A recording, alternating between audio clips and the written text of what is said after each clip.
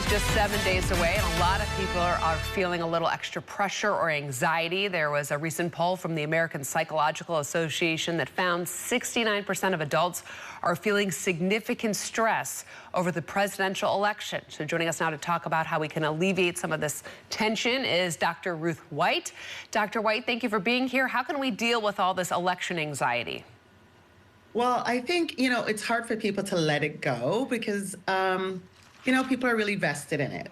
That said, the first thing to do is limit media exposure. And I know I'm on the media right now and you are the news, but it really, I think for a lot of people, if you spend your time just consuming all the play-by-play, unless you're actually running for election, avoid the play-by-play.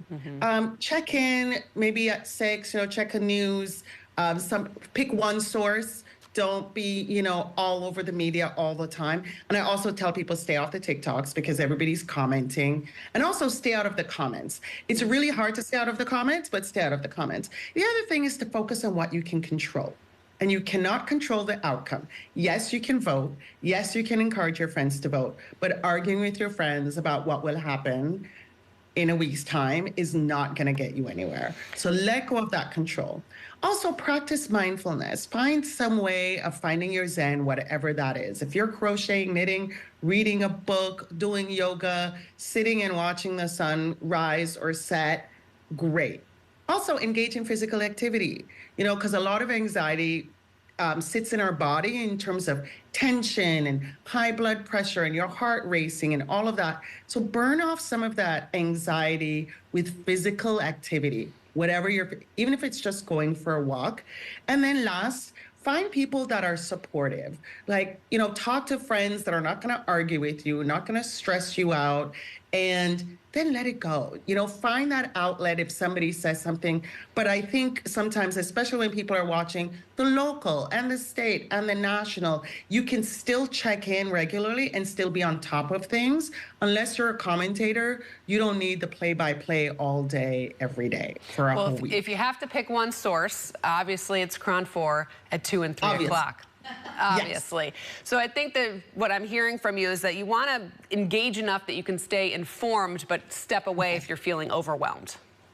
Yes, and also just know that you will feel we have so much information coming at us in a way that we never had before, which is why people feel anxious a lot more than we used to. There's just a lot of input, right? There used to be the 6 o'clock news and the 11 o'clock news. That's what it used to be all the time. So now pick one that suits your schedule and then check out for the rest. I also tell people, like, if you're following, say, KRON 4 on X or on their website, so that, you can follow that one source, check in maybe every 3 or 4 hours if that's important to you. Because for some people, not knowing also creates anxiety. So if you need to know, check in, but don't stay connected.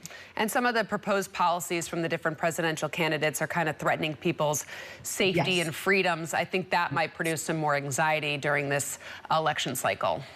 Of course it does. And at the same time, I tell people that next week, all these policies aren't going to happen right away. Right? So having one person come in or another person come in is not going to change your world instantly. Now, are things going to change over time? Yes. And that's when I tell people stay engaged, participate in the political process if this is something that's really, really you're passionate about. And that gives people often more of a sense of control because they feel engaged in the issue that's really, really important to them. But just know that your world is not going to change when you wake up on the 8th. Like things are going to be, nobody takes over till January, right? So just realize that, yes, whatever side you're on, if the other side wins, you are probably going to have emotions attached to that. But that doesn't change your world in a significant way instantly. So pace yourself, and as issues come up, be engaged in those things, and then you will have more of a sense of control. But also just realize that this day is important, but it's not going to change your world instantly. And Dr. Ruth White, whenever you're here, I always want to, we always say, take a deep breath. So thank you for being here. There's a lot of election anxiety out there. Appreciate your advice.